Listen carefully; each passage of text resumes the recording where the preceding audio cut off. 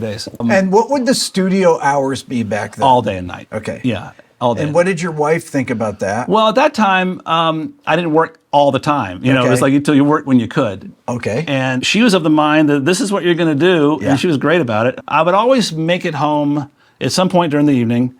I always did this too, and I always tell people this is important to me. When you're done for the day, even if you're starting 4 hours from now, don't sleep at the studio. Don't sleep at work. Go home, do whatever you're going to do, get in the car and come back.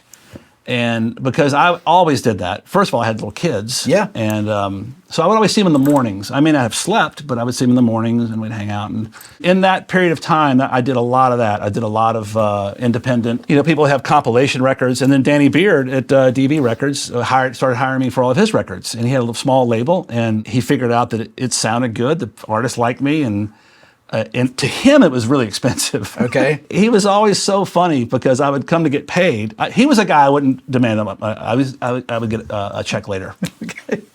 But I'd have to always traipse over to Wax and Fax because he owned Wax and Fax. Okay, yeah, that's right. And he would have to write a check, and it always made it. I could tell it always got him a little bit that I would show up for my money, like, hey, here for your check, aren't you? I said, well, yeah. It was always a thing.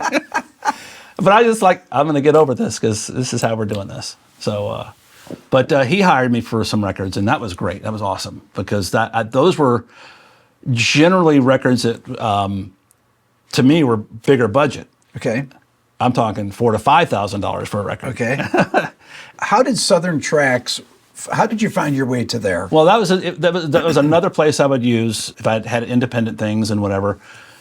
Did a couple of my DB records there, and I liked it there. And they had one of the new SSL boards at that time. That was a new thing. And at first they didn't. They also had a Harrison board. Harrison, yeah. Studio One had a Harrison. Okay. So I know how to work those. Yeah. And when I first saw the SSL, it was super intimidating. And I went, oh, this is just a Harrison. I'm ready to go. It really is. It's laid out. And did they have the automation when they first got it? Oh yeah, this wasn't one of the first SSLs, but it was one it of G Plus at this time or no? No, it was E. E. Yeah. And the guy that ran it was a really nice guy. Mike Clark was great. And so at that time, it really worked out. And so later, that really came into play, Southern Tracks. But at that time, it was another place where I worked, and I just happened to like. To me, that was the place I liked working most for several reasons. One, it was closest to my house, Okay. which was great. Always important. Yeah, I lived over in Brookhaven, sort of near, right by PDK. Yeah. And that's an airport, people. Oh, we live by the airport. It was interesting. I'd like to take a second to talk to you about this channel. This is actually Rick Beato 2. I've had it since the beginning of my main channel, and many of you are not subscribed. As a matter of fact, 87% of the people that watch this channel regularly are not subscribed. So I encourage you to hit the subscribe button on this channel and on my main channel. This will help me get even more of my dream guests and help continue to grow both channels. Thank you. You're a pilot, Brendan. I have a pilot's license. I was a pilot a while, but I haven't flown in a long time. But yes, yeah. But yeah, Southern Tracks, that's where I met them I met Mike at that point, yeah.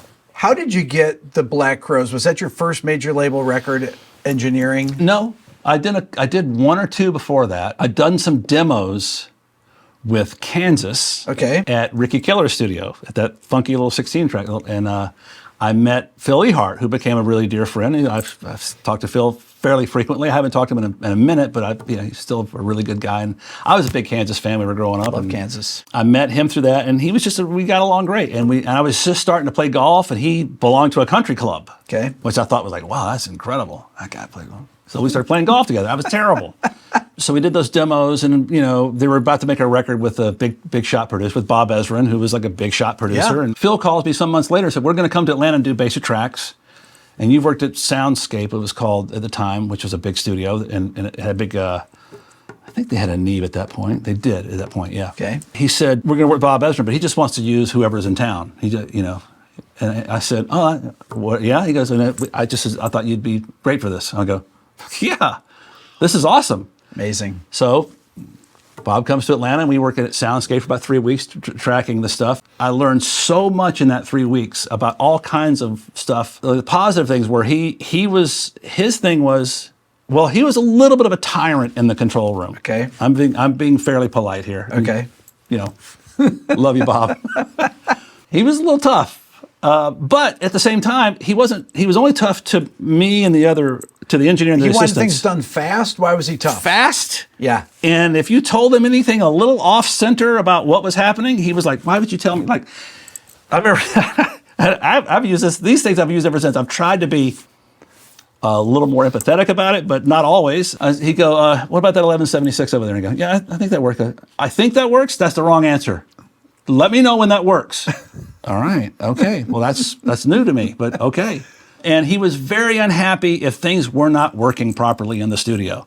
Okay. And so, so Soundscape was a good studio, but it wasn't. It was an old knee board. It wasn't always up to snuff, and everything kind of worked.